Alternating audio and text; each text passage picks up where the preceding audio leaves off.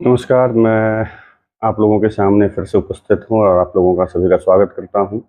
और आज हम बात करने वाले हैं एक ऐसे प्लेयर की क्रिकेट खिलाड़ी की, युवा क्रिकेट खिलाड़ी की जो कि भारतीय क्रिकेट टीम का भविष्य का सबसे बड़ा सितारा के रूप में उसे देखा जा रहा था और जिस तरीके से उसने परफ़ॉर्मेंस करी थी, उससे लग रहा था कि आने वाले दिनों में ये बहुत बड़ा एक स्टार बनने वाला है।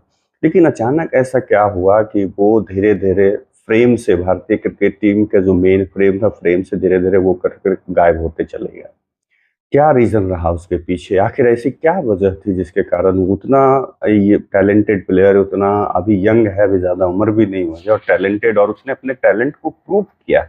एक बार नहीं कई एक बार कि हाँ भाई वो बंदे में जान है, दम है। लेकिन जिस तरीके से वो साइड हुए ये किसी को भी हज़म नहीं हो रहा था। क्यों नहीं? क्योंकि उसके पीछे बहुत सारे रीज़न समझ में नहीं आ रहा था कि आखिर क्या बात है, क्या ऐसी बात हो गई जिसके कारण से इस तरह के निर्णय लिए गए। मैं बात कर रहा हूँ ईशान किशन की, भारतीय विकेट कीपर की। जिस तरीके से आईपीएल में मुंबई इस साल आईपीएल की अगर हम बात करें परफॉर्मेंस की तो उनकी बिल्कुल खराब रही, लेकिन उसके पहले के अगर देखें तो मुंबई इंडियंस के लिए बहुत अच्छा परफॉर्म किया। उसके बाद जब अंतर्राष्ट्रीय क्रिकेट में भारतीय टीम के लिए पदार्पण किया तो मौके मिलने पर अच्छा परफॉर्म किया।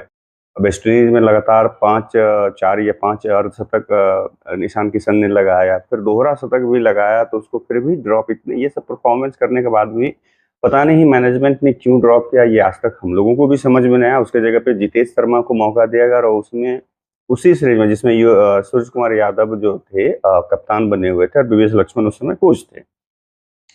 तो उस समय जितेश शर्मा को वर्ल्ड ये विश्व कप 2023 जो एक दिवसीय विश्व कप के बाद के वाली सीरीज की मैं बात कर रहा हूँ। एक तो विश्व कप में पूरा मौका नहीं मिला, बेंच पे बैठा रहा ईशान किशन। उसके बाद जब वो टी20 का सीरीज जब साउथ अफ्रीका के साथ चल रहा था तो उम्मीद थी कि ईशान किशन को मौका मिलेगा। ईशान किशन उसमें भी जो है बेंच पे बैठा रहेगा। फिर उसका साउथ अफ्रीका का दौरा होता है और दौरे पर जाने पर वहाँ पे भी उसे बेंच पे ही बिठा के रखा जाता है और अचानक से उसी दौरे के दरमियान जो है ईशान किशन ने एक निर्णय लिया कि मैं भाई उसने टीम मैनेजमेंट को कहा कि मुझे आराम की ज़रूरत है, मैं मेंटली थकान महसूस कर रहा हूँ। उसके बाद अचानक से फिर एक वीडियो उभर कर आया कि जब वहाँ से वो लौटा अचानक से दुबई में पार्टी करते हुए दिखा, मतलब अलग-अलग तरीके से। फिर उसके बाद धीरे-धीरे वो फिर बीसीसीआई ने एक मैसेज कन्वे किया कि जो भी प्लेयर हैं जिनके पास फॉर्म नहीं है वो रणजी ट्रॉफी खेलें, घरेलू क्रिकेट खेलें और उसके आधार पर उनको जो है सेलेक्ट किया जाएगा। लेकिन इस मतलब जो है इसे दरकिनार किया गया, माने ईशान किशन ने भी दरकिनार किया और यहाँ तक ये भी अब समझने वाली बात है कि सिर्फ ईशान किशन ने नहीं, उस समय आपके मतलब हार्दिक पांड्या ने भी इस बात को दरकिनार किया। हार्दिक पांड्या का तो पूरा रिकॉर्ड ही रहा कि कभी भी वो घरेलू क्रिकेट नहीं खेलते, डायरेक्ट वो अंतर्राष्ट्रीय क्रिकेट नहीं तो आईपीएल खेलते हैं। उसी तरह से श्रेयस अय्यर ने भी दरकिनार किया था, लेकिन लास्ट आते-आते उसने घरेलू सीरीज बट ये रणजी ट्रॉफी खेला।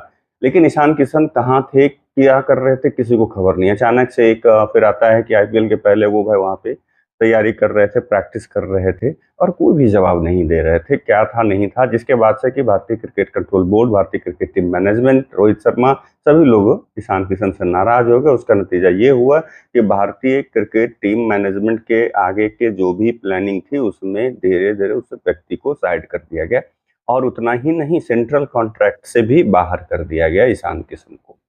तो ये जो पूरा जबकि उस समय जिस बीच की घटना जिस जिस बीच में ये सारी चीज़ें घट रहे थे, ऋषभ पंत टीम में आए भी नहीं थे।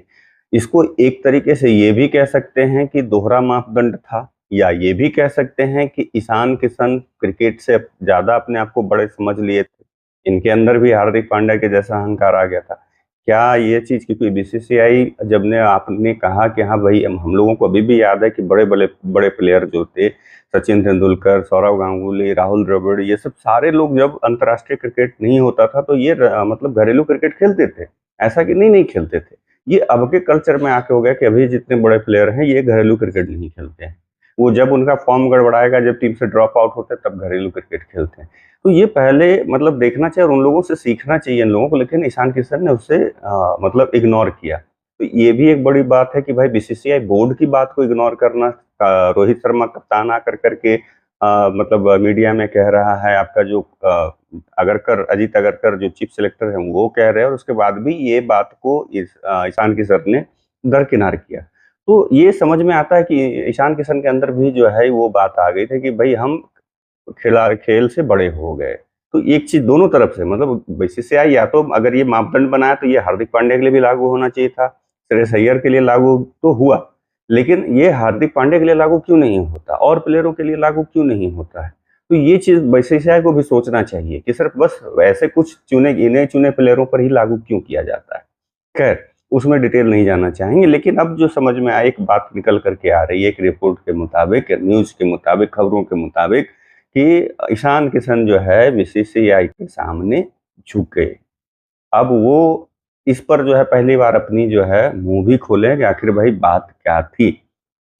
अब जैसा कि क्या है, ईशान किशन और बीसीसीआई के बीच में जो मैंने जैसा बताया कि लंबे समय से जंग चल रहा था, लेकिन अब उस व्यक्ति को समझ में आ गया कि अगर मुझे मतलब प्रासंगिक क्रिकेट में बना रहना है, मुझे इसमें करियर में मतलब कंटिन्यू करना है, तो मुझे इस बात को मानना पड़ेगा, क्योंकि बीसीसीआई के बहुत सारे ऐसे रूल्स हैं जो टफ हैं। या तो आपको संन्यास लेकर के तब जाकर के फिर आप वर्ल्ड में जाकर के लीग खेल सकते हैं। तो अभी ईशान किशन मुझे नहीं लगता है कि मतलब अभी जितना उम्र है उसे ये इस तरह के बारे में सोचना भी चाहिए, और जितना उसमें टैलेंट है, मुझे तो लगता है कि ऋषभ पंत और ईशान किशन को रहना चाहिए आगे के जो भी, क्योंकि संजू सैमसन की भी उम्र जो है इन लोगों से ज़्यादा है।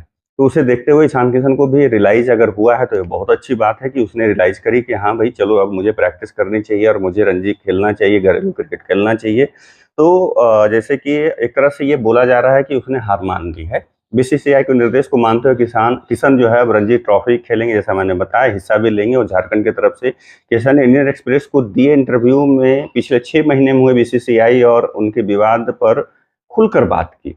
उन्होंने कहा कि मानसिक थकान के चलते ब्रेक लिया था। अब वो जाकर करके बोले, जबकि उसके बाद जो है मैंने जैसा बताया कि वीडियो वायरल हुआ दुबई में पार्टी करते हुए, पांड्या के साथ पार्टी करते हुए, कुछ अलग-अलग मतलब वीडियोज़ उनके फुटेज बाकी।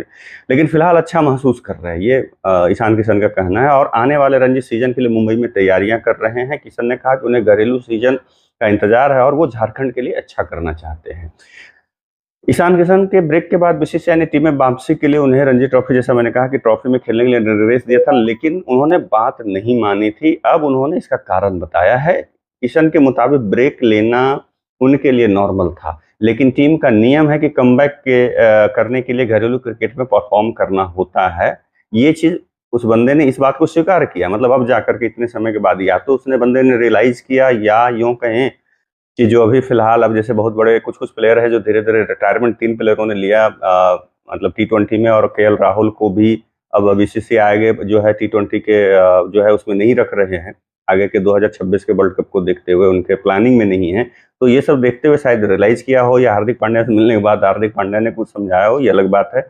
और इसके पीछे उन्होंने कोई मतलब नहीं दिखा, क्योंकि उस वक़्त वो दिमागी रूप से खेलने के लिए तैयार नहीं थे, इसलिए इंटरनेशनल क्रिकेट से उन्होंने ब्रेक लिया था। ये ईशान किशन का कहना था।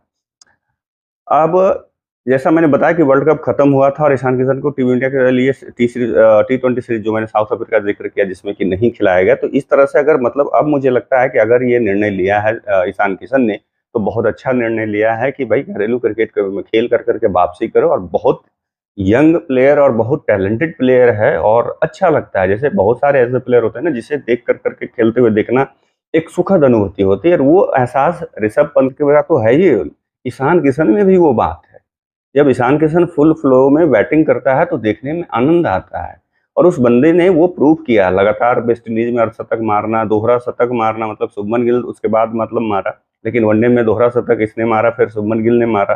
तो ये सब सारी चीजें जो है, जैसे बाकी लोगों को मौका मिल रहा है, और ईशान किशन के साथ थोड़ा सा मुझे लगता है कि यहाँ पे बीसीसीआई ने भेदभाव करी है। ये मेरा मानना है कि ईशान किशन के साथ भेदभाव किया। अगर ये पैरामीटर बीसीसीआई ने रखा है, तो इस पैरामीटर को सभी लोगों के लिए लागू करना चाहिए। वो हार्दिक पांड्या हो, रोहित शर्मा हो, विराट कोहली हो, या कोई और भी प्लेयर।